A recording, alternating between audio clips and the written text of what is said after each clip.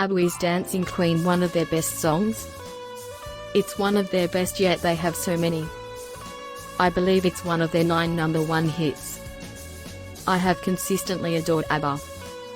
What red-blooded person wouldn't? Two stunning young ladies singing their hearts out with those astounding harmonies.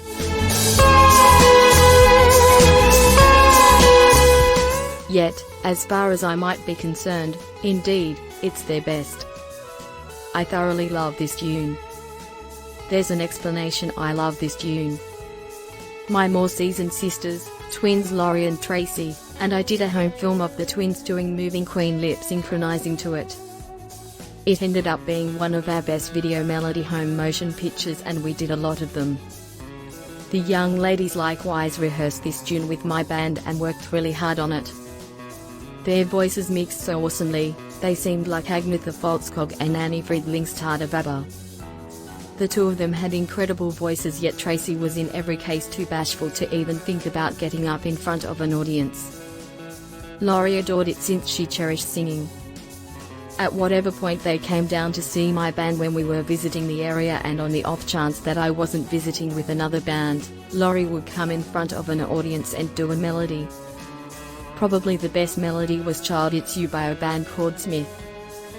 Laurie sang it precisely like Gail McCormick, the lead artist of Smith.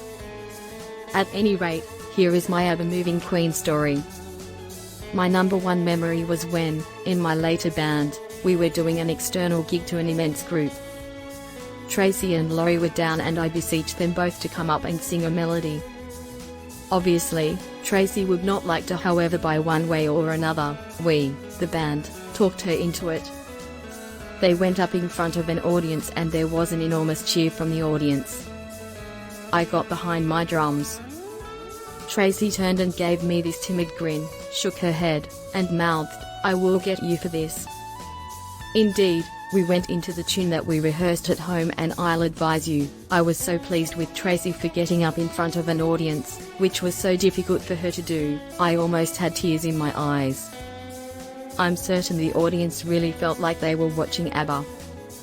Laurie was a brunette and Tracy, who likewise was a unique brunette, had colored her hair blonde for some time back so she would not look like Brooke Shields to such an extent. She looked a lot like Brooke Shields when she was youthful. So there in front of an audience were two tall young ladies, almost 6 feet tall, a blonde and brunette, simply belting out the Abba tune Moving Queen, and man, they sounded great. They had the harmonies down great. Obviously, we did the backup vocals. My bandmates and I just took a look at one another and grinned. The twins' harmonies were perfect. After the tune, they got colossal applause and the group needed a reprise. They got one. The young ladies sang another Abba tune, Waterloo, that we rehearsed together. They might have effortlessly visited as an Abba accolade band. Getting more certainty in front of an audience appearance, Tracy, from that point onward, got in front of an audience with her sister and us backing them all the more frequently, and indeed, cutting down the house.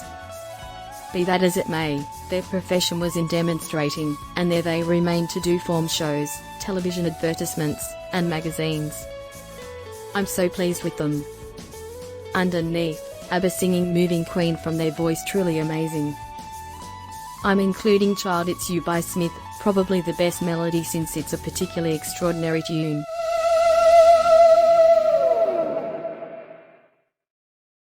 My mom would stop the young ladies before they headed outside in the event that they attempted to take off from the house wearing dresses like this. Higher up and change now.